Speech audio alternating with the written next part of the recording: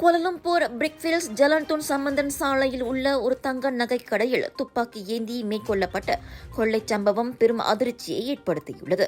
இன்று காலை 11 மணியளவில் ஹெல்மெட் அணிந்த அடையாளம் தெரியாத 4 ஆடவர்கள் ஆயுதங்களுடன் கடைக்குள் நுழைந்து தங்க நகைகள் மற்றும் மதிப்புள்ள பொருட்களை கொள்ளையடித்து தப்பிச் சென்றனர். மொத்தமாக 15 கிலோகிராம் எடையிலான தங்க நகைகள் வைக்கப்பட்டிருந்த 21 தட்டுகள் கொள்ளையிடப்பட்டன. அவற்றின் மதிப்பு 9.7 மில்லியன் ரிங்கிட் என கணக்கிடப்படுகிறது.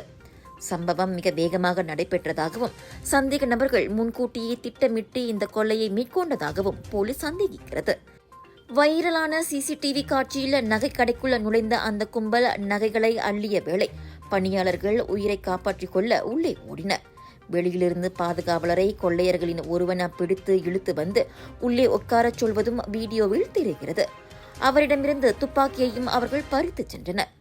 நல்லவேளையாக சம்பவத்தின் போது யாருக்கும் கடுமையான காயம் ஏற்படவில்லை என்றாலும் அப்பணியாளர்களும் உரிமையாளரும் அதிர்ச்சியில் மூழ்கியுள்ளனர். சம்பவம் குறித்து தகவல் தெரிந்தோர் போலீசாரை தொடர்பு கொள்ளுமாறு கேட்டுக் கொள்ளப்படுகின்றனர்.